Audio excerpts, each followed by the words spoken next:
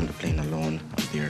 I was there thinking about my mother and father when I was on the plane. I was there thinking about them so much till my head started to hurt me. Then I have a little thing in my eyes started to coming down.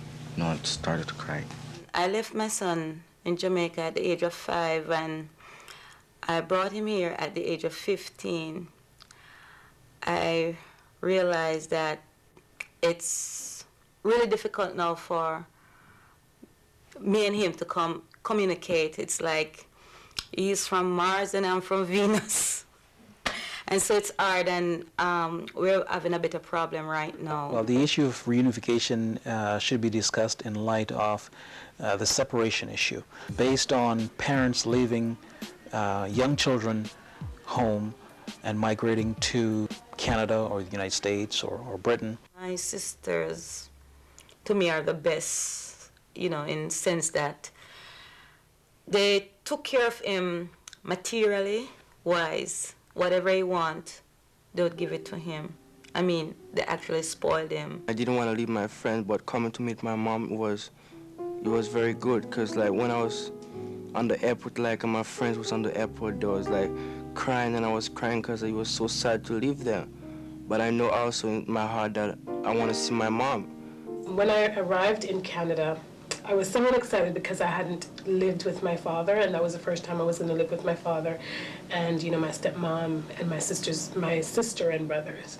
So that was somewhat exciting. There's a certain apprehension that a child feels when he or she is told that you have to leave the West Indies or the Caribbean and come to a place like Canada or United States. Along with this apprehension, there's also a great deal of joy and elation that one can, first of all, be reunited with their parents, and second of all, reap some of the benefits of this country. My life in Jamaica was very hard, and when I heard that I was coming to Canada, I was so excited. I thought I was going to come here and see 16-bedroom house, a big dining table with a lot of different food. You pick steak, chicken, whatever you want to eat. You walk to the mall, you just buy what you want, anything you want, you drive car. You just get everything just like that. Thought I was coming to like a paradise place, like heaven or something. Thought it would be a good life. I would see like a 12,000 bedroom house and shit, Thought I'd come like have stuff, a car to drive around, don't have to work, but still go to school and just finish my college stuff. When my mom came to pick us up at the airport, I was so anxious to meet my stepdad and my older brother, because we were separated like for 6 years. I came up to Canada. We lived in an apartment building.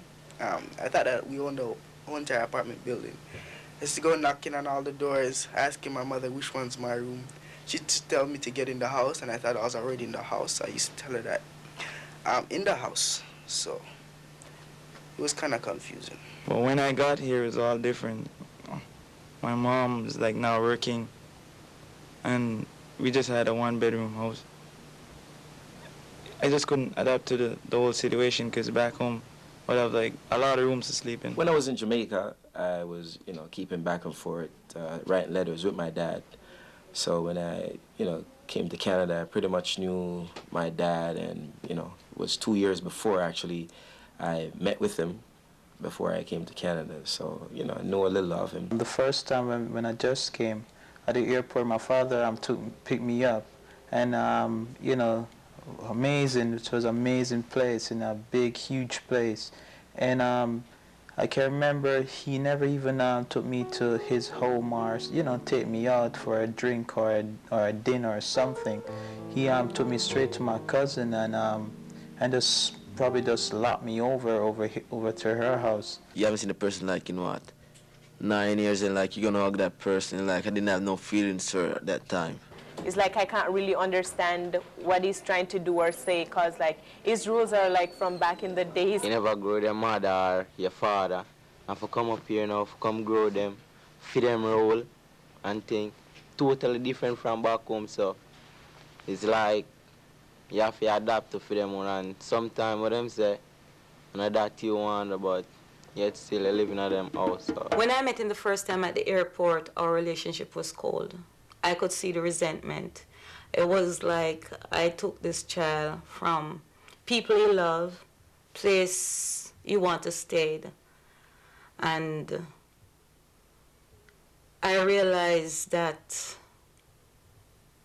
it wouldn't be pretty. It's not going to be easy. It is very normal for the children to go through a mourning process. And this usually can be very sad for them because they're missing their relatives at home and their friends and their culture.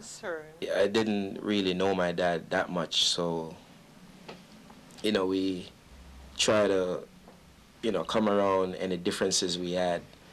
And, he was working quite well with me at one point. Yeah, because my father now give me up and I'm say, work for my own. When my friend called me, I say, don't make nobody call you, because I'm me I pay the bill. So I buy my page and now he tell me, say, what me I do this? But I tell him, say, if you know my friend call them page, me and me call them.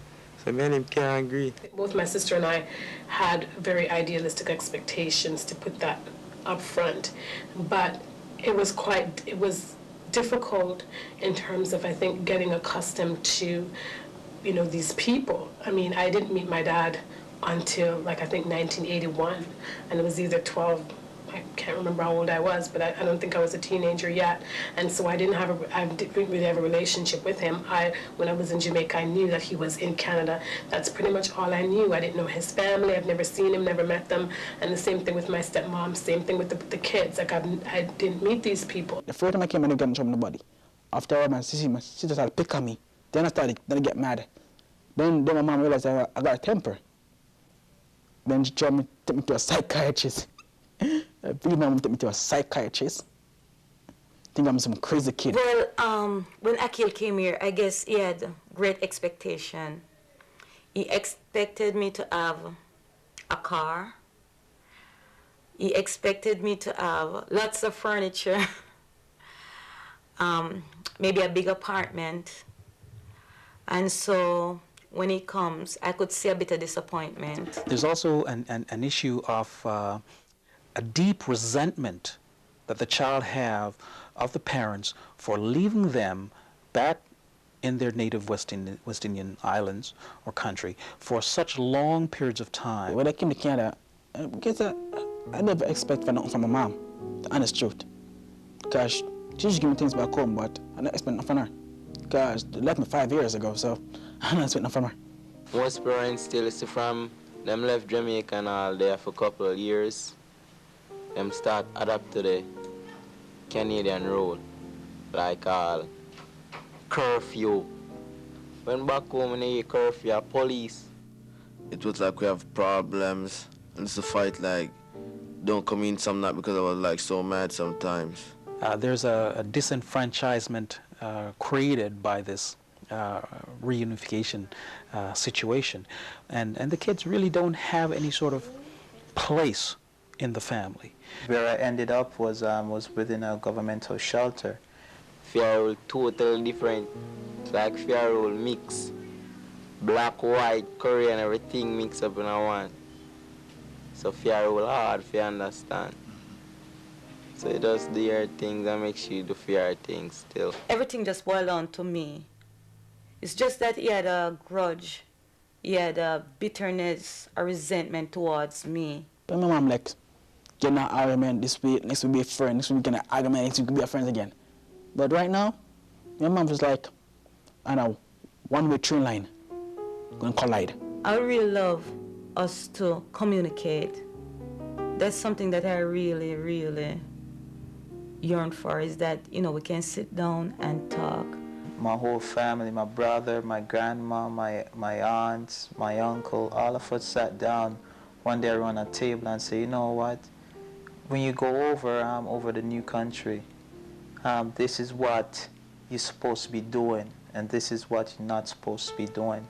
One of the things that they said I was supposed to be doing was, get an education, go universities. Expectations in the Caribbean for Caribbean children are very high. Most parents expect that the children succeed over and beyond as to what they've been through. They bring the children here, they immigrate to Canada, and the expectations remain the same. Although in the Caribbean, the education of the children is primarily up to the educators. But here, the educational system expects some kind of parental involvement. In time gone by, it was very easy for a parent to take the children to school, and that was it. It then became the responsibility of the teacher and the school to ensure the education or the schooling of the children. I want my kids them to come here to go to a better school. That's the reason I'm here. But it's not because I did want to live here. When I lived in Jamaica, school was, I think for most kids my age at the time, during the time that I lived there, was really central. It was really the core of who we were, and I didn't know anything else but school and church. You learn a lot of stuff that kind of you don't learn in Jamaica. Here they let you learn about careers, which in Jamaica you didn't learn about career. The mental picture that I had of Canada, it was, when I really got here, it was different. And coming into school, that was totally different, because I had to get used to the fact that I have to wear casual clothes to school instead of wearing uniform, which I was accustomed to, and not paying school fee, not having to buy my own books. I get the books from the schools, and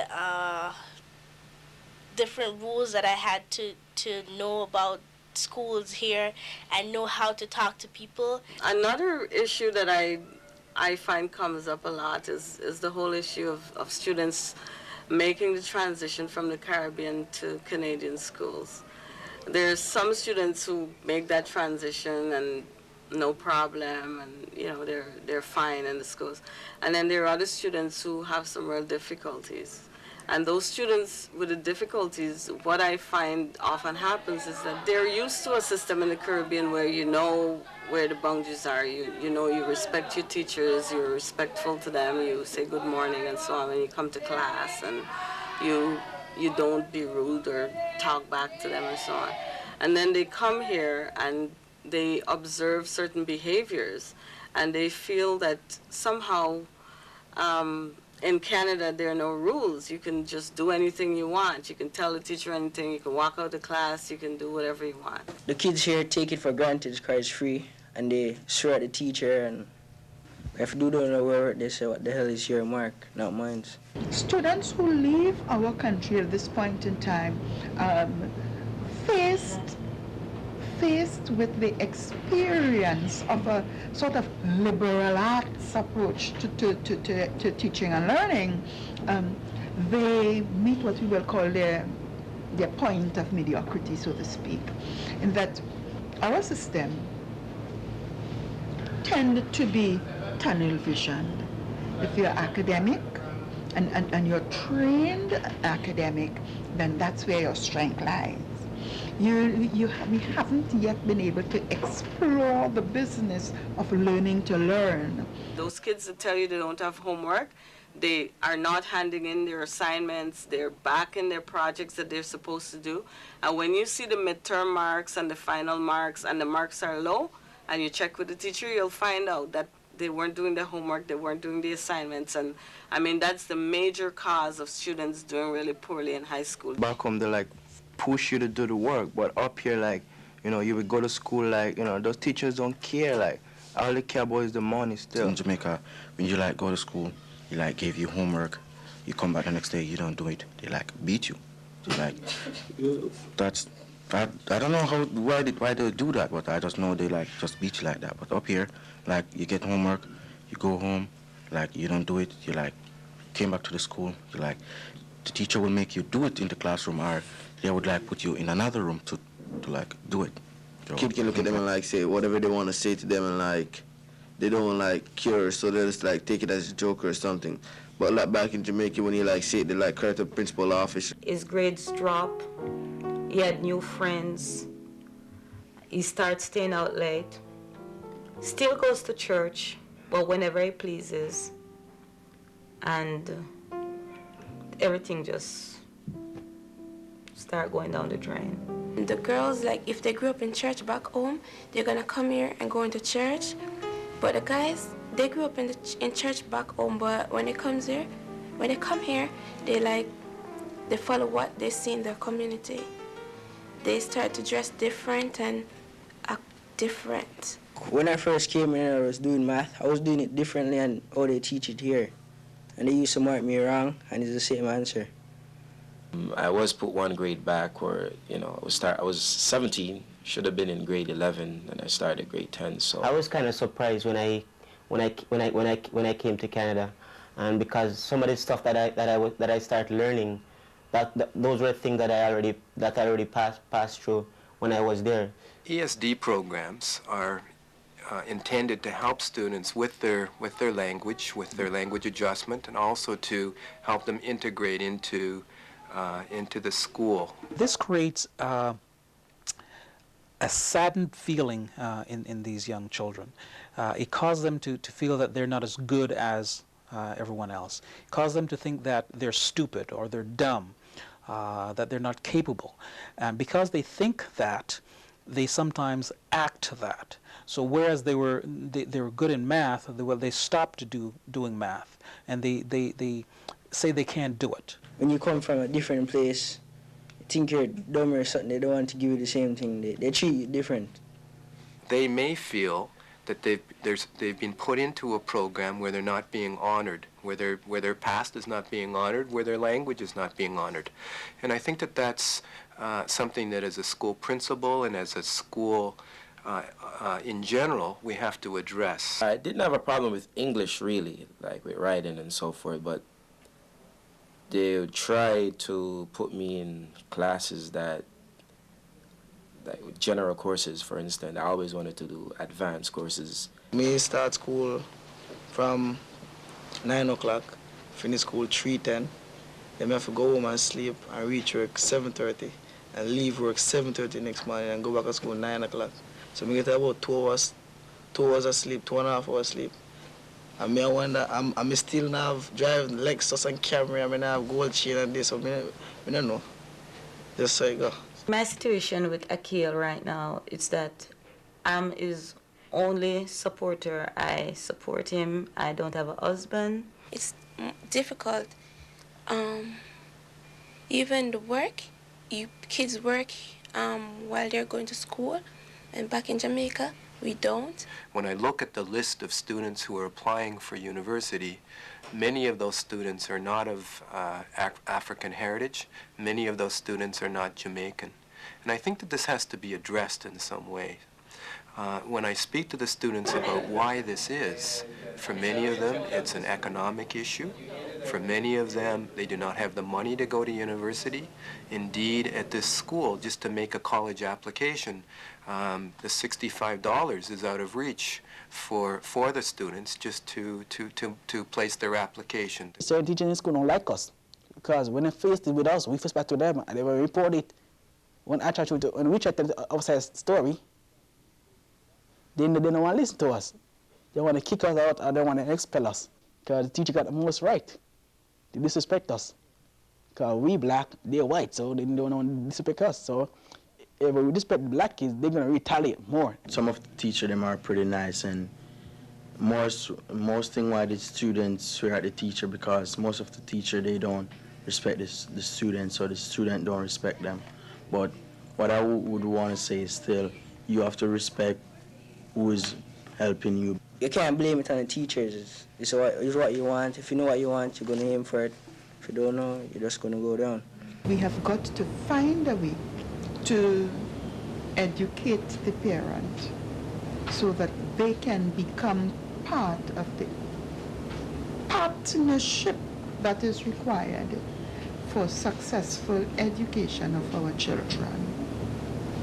I think that's a universal concern. Some parents don't know what grade their child is in or what courses they're taking or any of that. You really need to make it your business. I feel the public educational system here in Canada is certainly trying the best effort to meet the needs of Caribbean immigrants. One thing that is lacking is the issue of diversity among the educators to reflect and to be role models for immigrant children, and that is something that needs to happen. My colleagues need to sort of get a better understanding and a better grounding of the Caribbean and the various areas in the Caribbean. And some of the cultural characteristics of those various areas and how the kids embody those cultural characteristics. My mom decided to take me to a restaurant, and we was walking like, and then I just saw this car just pull up like, and then they just hold me and said that I'm under arrest. Bus drivers, they should just, whatever their problems are at home or wherever, keep it at home. Don't bring it on the bus and harass people for no reason at all. Because no matter where I go, I'm at the game shop, sometimes guys pull over and like they got in the weed or not. I don't like what's about me, like they think I have something on me or so. We've got to learn to work the system just like everybody else. In certain neighborhoods, they can get a little mini neighborhood police station because people know how to work the system. And what happens in a lot of neighborhoods that are overpopulated or that are very highly populated by people that look like myself is that they get a higher police presence because people in another neighborhood believe that they're the source of their problems. Certain police, they just come to you and they watch you and say, okay, this person is bad. They think, okay, I have the power, I have a gun in my hand.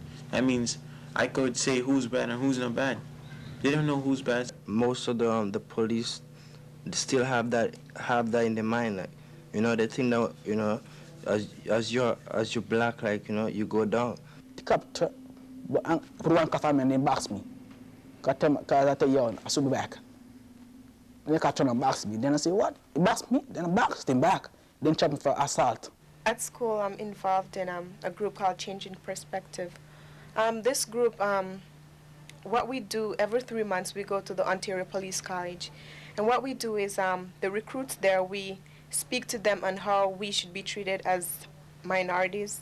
And we get their feedbacks from what they think about our group and stuff like that. The police force is a microcosm of what we have in society. So if you have people with biased and prejudiced attitudes in society, you're going to have those same people in policing and law enforcement. And what you find that compounds that is the element of power in that you have authority to drastically affect the quality of people's lives. Like in the police training, before they really become a police officer, they should have them take a course in knowing who's who and saying the right thing when you come to somebody. Because you can't just come up and harass somebody just like that. You have to be calm, ask them their questions, make sure that everything is okay. Instead of just holding them up, oh, you're under arrest or this and that. You did this and that. They don't know. The root of the problem, in my mind, is not the Caribbean youth, but the tendency of law enforcement agencies, including the police, the Crown, and the court, the judge, to view Caribbean youth as criminals or prone to criminality. What that does, it removes the presumption of innocence from a Caribbean youth, a presumption that everybody else almost enjoys, and which is important in defending a person against the might and prosecution of the state. Breaking down of bonds and resentment creates an anger in the child, which sometimes come out in really illegal acting out ways. I've been in jail 2 times now, right now. I've been in jail twice. Because first one, I was mixed up with gangs. I should have mixed up with gang. The second thing, I got charged because I was wearing a collar, a gang collar. Captain me getting in much trouble and get deported this country. When you are rooted up and tossed back to where you came from, at precisely the time when you need support and you need assistance, it is tantamount to my mind being cruel and unusual punishment. But it's me, I make a mistake, join with gangs. I suffer my parenting. But see, gang member want back in the gang. But I'm not interested. I walk them out. Because it's not going to prove nothing to me. It's going to prove my debt soon. It's culture shock and alienation and identification crisis of the youth, in my view. Those are the problems. Because those problems lead, of course, to marginalization and eventually to involvement with the police. It happens all the time. As an organization, we think or we feel that it's very important in order to begin to address the multitude of issues that are rooted in the criminal justice system, it's important for service providers to stay current with what the issues of the day are. My advice to anyone that coming to Canada who just arrived, try to get into your community. Try to be in a lot more, let's say, with the Jamaica Canadian Association. We get an information about what goes on in Canada, in Toronto itself. Because with that, you can use it to your advantage. There's only one negative thing I want back in my life. Finish high school. That's it. Finish high school, like Kevin did. Then I see where you can take me after. The Jamaican Canadian Association has always taken a keen interest in youths from the Caribbean and their adjustment in Canadian society. And that's why way back in 1975 we started the Caribbean Outreach Program. And the purpose of that program was to work with our people from the Caribbean in terms of adjustment such as housing, education, employment.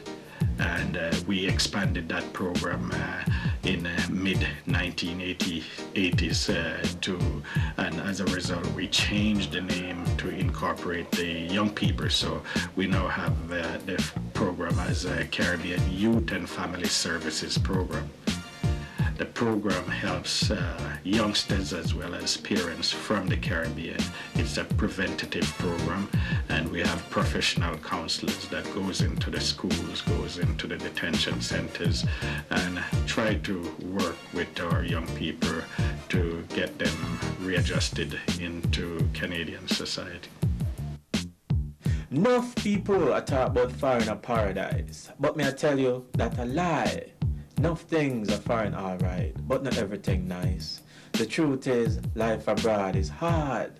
From day one I come here, Jaja know I must stop suffer. From in Jamaica when I get my visa, try to get in touch with my father, come here. No, I never hear from him. Although I never hear from him, I decide I was still coming. And it took me 3 months to live in Canada before them throw me out in the cold September weather. Soon my life turned upside down and me living in a youth shelter. Although I did feel sad, I couldn't tell my mother, who still living in Jamaica, and I never want to worry her. And as I read the story about little Dooley, tears come on my eye. I remember a song that go like this: no one are better than yard, oh Lord. So all who are run come a foreign, follow my foolish advice, and don't run left the real paradise, because not everything are foreign